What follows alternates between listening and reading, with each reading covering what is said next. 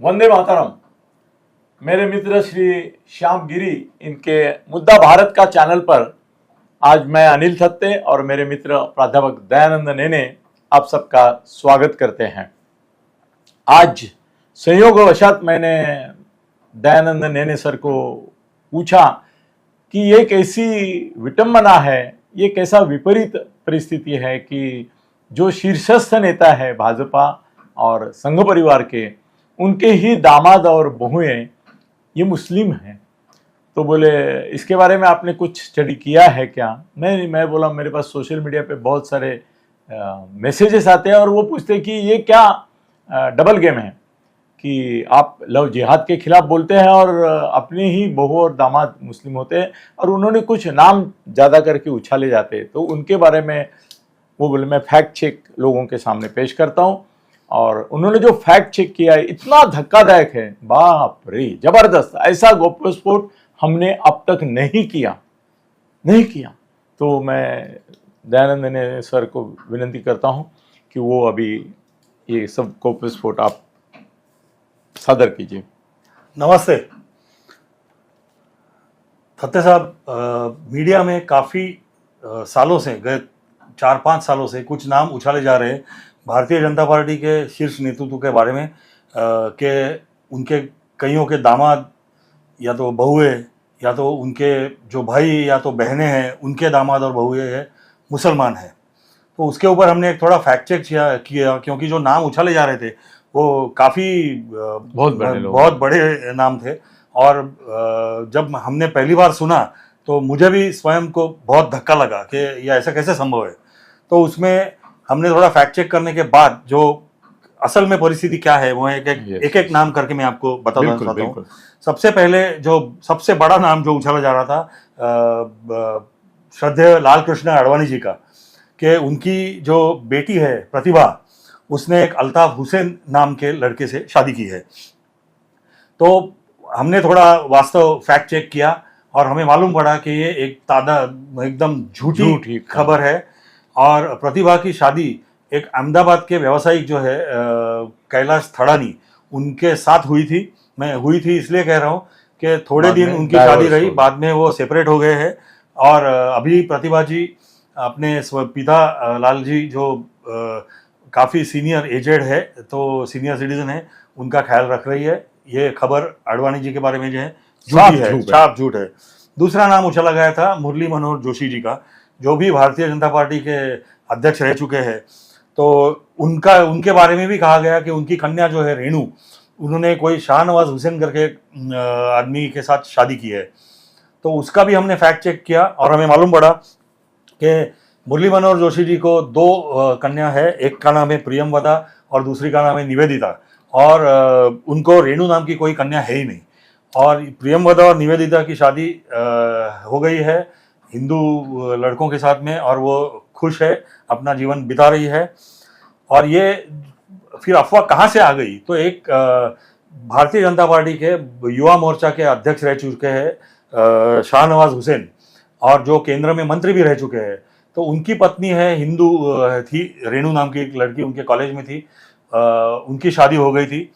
और उनका और मुरली मनोहर जोशी जी का एक घरेलू संबंध था। तो एक शादी में वो दोनों गए थे जहाँ जोशी जी थे, और जोशी जी ने कुछ बातचीत में के दौरान उनका इंट्रोडक्शन कर दिया कि ये मेरा बेटा और मेरी बेटी जैसे है, शाहनवाज और रेणु। तो मीडिया ने वो अर्थ पकड़ लिया और एक मुरली मनोहर जोशी के ऊपर ठप्पा मार दिया कि उनकी लड़की का मुसलमान आदमी के साथ शादी हुई है। तीसरे जो है सुब्रमण्यम स्वामी, भारतीय जनता पार्टी के नेता, अभी खासदार रह चुके हैं। फिलहाल वो सुर्खियों में है क्योंकि वो सोनिया और राहुल गांधी और नेशनल हेराल्ड की जो केस है वो उन्होंने की है। तो उनकी लड़की जो है सुहासिनी, उन्होंने नदीम हैदर नाम के एक मुस्लिम लड़के से शादी की है। तो उसकी हमने फैक्ट चेक किया और हमें पता चला कि ये खबर सही है।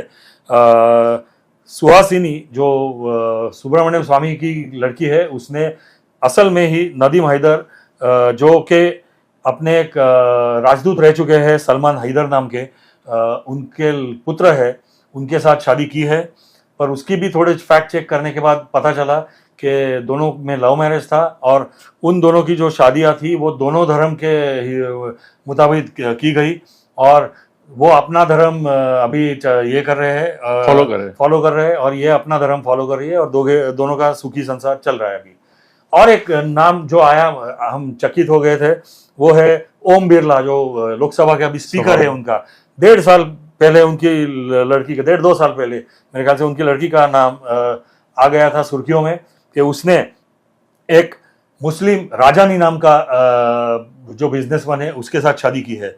तो उसकी भी हमने तहकीकात की और पता चला कि ओम बिरला जी की लड़की अंजलि बिरला, उसकी शादी एक सिंधी व्यवसायिक जो है, नाम है उनका अनीश राजानी, उसके साथ हुई थी। अब ये राजानी सरनेम ये पाकिस्तानी सिंधी व्यवसायिक जो थे उसमें भी काफी कॉमन है।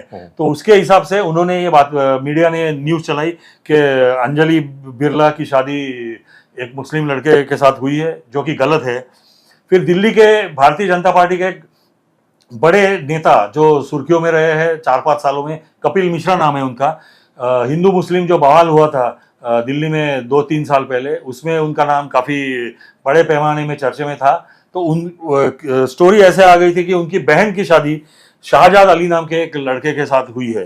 तो ये इतनी ये बवाल मच गया है इसके बारे में कि आखिर में उनको एक प्रेस नोट जारी करनी पड़ी कि मेरे को 3 बहनें हैं, 2 की शादी हिंदू लड़कों के साथ हुई है और तीसरी मेरी बहन जो है वो पढ़ रही है। तो मेरे बारे में जो ये बातमी फैलाई जा रही है वो बिल्कुल ही गलत है।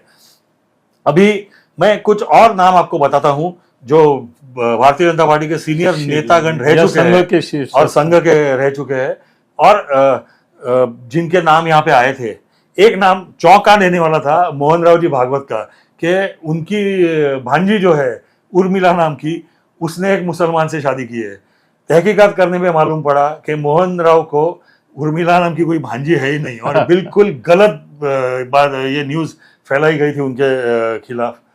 प्रवीण तोगाड़िया जो विश्व हिंदू परिषद के नेता थे, गुजरात के बड़े नेता, आप सब जानते हैं, उनके बारे में भी ऐसी एक गलत खबर उनकी भांजी है करके फैलाई गई थी, वो भी बिल्कुल बेबुनियाद निकली, ऐसे कुछ है ही नहीं।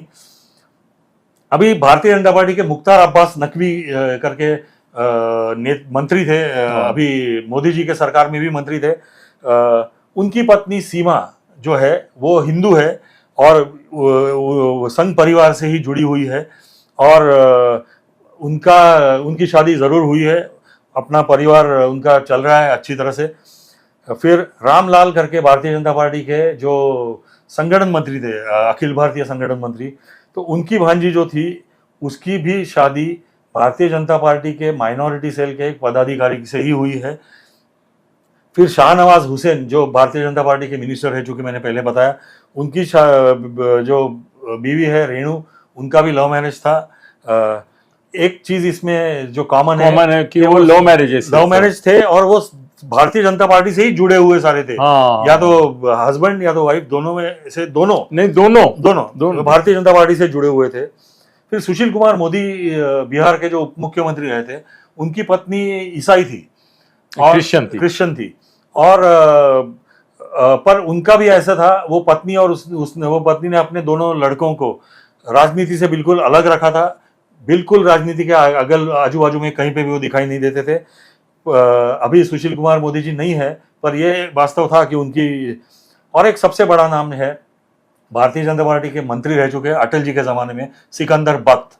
उस वक्त उनकी खासियत ये थी, वो दिल्ली से चुन के आए थे और जब भारतीय जनता पार्टी को मुसलमान कैंडिडेट भी नहीं मिलते थे और कोई टिकट लेने को तैयार नहीं था, तब ये चुन के आए थे बीजेपी के टिकट दिल्ली लोकसभा में। और इंडस्ट्रीज मिनिस्टर रह चुके अटल जी के मंत्रिमंडल में। तो उनकी पत्नी राज शर्मा, उसका पहले का नाम था, वो एक हिंदू है और वो अपना धर्म निभा रही है, ये अपना धर्म निभा रहे हैं। उनके पुत्र जो है वो दोनों धर्म निभा रहे हैं। तो एक अच्छी मिसाल इन्होंने सबके सामने कायम की हुई है, जो सब कहते हैं कि सबका साथ और सबका विकास और सबका विश्वास। तो उस हिसाब से ये एक अच्छी मिसाल पेश की गई है। जो अफवाहें नेताओं के बारे में बाजार में घूम रही थी, तो एक प्रमुख नेताओं का मैंने कुछ नाम चुने और उसका फैक्ट चेक सर एक ही सेंटेंस रखा है। अभी आपको 1 ही मिनट है, उसमें खाली आपका राय मुझे बता दीजिए कि लव जिहाद नाम की कोई चीज़ है क्या, अगर है तो उसका मुकाबला किस तरह से किया जाएगा। बस 1 ही मिनट है अपने पास। 10 साल से लव जिहाद ये शब्द बहुत प्रचलित हो गया है भारतीय राजनीति में। उस हिंदू लड़कियों को, नाबालिग हिंदू लड़कियों को या तो बालिग हिंदू लड़कियों को फंसा के अपना गलत आइडेंटिटी देके मुसलमान लड़के टारगेट करके उनके साथ शादी करते हैं और उनको फंसाते हैं। और ऐसे लगभग देश भर में 10,000 के ऊपर केसेस आई हुई है। खास करके उत्तर प्रदेश में बहुत ज़्यादा केसेस आई हुई थी। तो उसके लिए उत्तर प्रदेश सरकार ने तो कानून बनाया है कि लव जिहाद की कहीं भी वारदात कहीं होती है तो पुलिस उनको, वो दोनों लड़का लड़कियों को बुलाते हैं और पूछताछ करते हैं कि आप अपने मर्जी से शादी कर रहे हो कि आपके ऊपर कोई ज़बरदस्ती की जा रही है। और अगर ज़बरदस्ती की जा रही है तो वो लड़के को जेल में डाल देते हैं। ऐसे मामला होते रहे हैं। महाराष्ट्र में भी ऐसी केसेस अभी बढ़ रही है। तो महाराष्ट्र सरकार से भी लोग दरख्वास्त कर रहे हैं कि आप ऐसा लव जिहाद पे कानून लाए, महाराष्ट्र में भी लाए। मित्रों धन्यवाद। मेरे को लगता है कि इससे स्पष्ट ऐसा कोई वीडियो नहीं बना इस विषय पर। धन्यवाद।